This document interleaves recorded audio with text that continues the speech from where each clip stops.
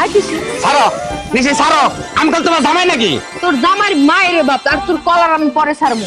আচ্ছা কলাই লিখলি লিগা বললাম না কে বললাম না আমার মান সম্মান আছে না, মান সম্মান আছে না।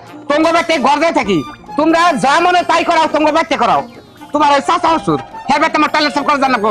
ওরে আমার গড় জামাই মান সম্মান রে, হাই রে তোর দেখে আমার এখন স্যাপ ফালাবার মন ধরতেছে। তুই থাকস গড় জামাই আর তুই কাজ করবি না? হ্যাঁ আমার চাচা লাগে, আমাকে টয়লেট যেমন পরিষ্কার করে দিছস, আমার চাচা টয়লেট ভরে গেছে ওইটাও পরিষ্কার করবি না আমি করতাম, তোমার যদি রক্তের চাচা থাকতো তাহলে করতাম। পাড়া প্রতিবেশী চাচা কোন থেকে যেন আইছে উড়ে পয়সে ও ওই বেতে জানাবো। আমার মান সম্মান আছে না। তাই তাই তো কি হইছে, তো কি হইছে? হ্যাঁ তোর আমার আপন আত্মীয় হোক বা না হোক, তুই থাকিস গড় জামাই, তুই কি আজের কোনো কাম করস? আর তো কোনো কাম করস না, হইয়া বইয়া খাস আর মোটা হইতেছস খাসির নাহান।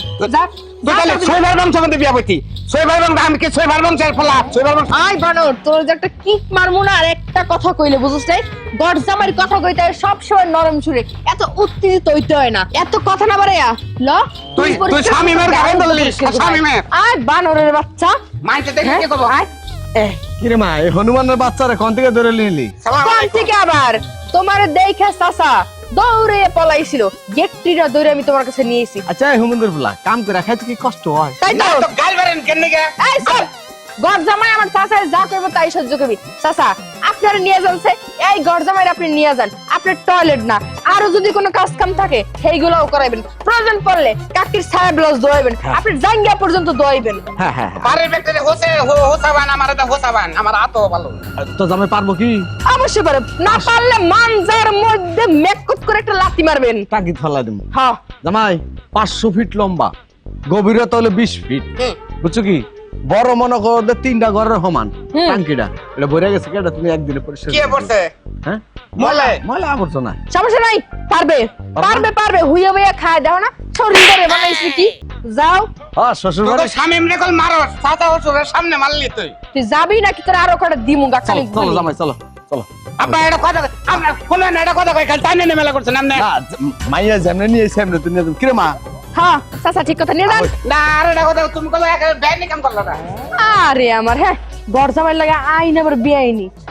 তোর বাড়িতে আমার নিয়ে যাস নাকি লিগা? আমাকে বাড়িতে তো গরজামাই পয়রা রিসোর্স, অত্যাচার সব সহ্য করা লাগবো। এই যে ঘর জামাই, কি এই যে টয়লেট সুন্দরভাবে পরিষ্কার করবা, যেন আমি মানুষের কাছে বুক ফুলায় কইতে পারি যে আমার বাইস্তি জামাই সুন্দর সুইপার।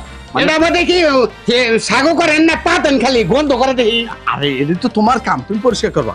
এই টয়লেটটা যদি সুন্দর মতো পরিষ্কার হয় তাহলে আমার বন্ধুর বাসায়, বন্ধুর বাপের বাসায়, অগবাই তারও 2টা আছে, এটা পরিষ্কার করাবো। কি করেন নেন না আমি এটা ভালো কথা আবার আরো খানে আমি কি সই ভাব নাই বেতন নাকি আমি তোমার প্রমোশন বাড়বো। তুমি ঘর জামাই বয়ে বয়ে খাও, মেতরগিরি করবে না কি করবা? কোন কেমন আপনি মেয়ে বিয়ে করতে জীবনে মরছি দিয়ে একবারে। আরে বাবুরে বিয়া করে মরো নাই, মরছো ঘর জামাই হইয়া। তাহলে সুন্দর করে পরিষ্কার করো, আবার তো পরে গার ধরন লাগে না, বুঝছো কি? আরে আরে কমাল রে যে বংশের বলে আমি যদি আমার বংশ থেকে কেউ জানে যে আমি টয়লেট সাফ করি তাহলে আমারে আবার দাওতে পারবো। কি কমাল আমার।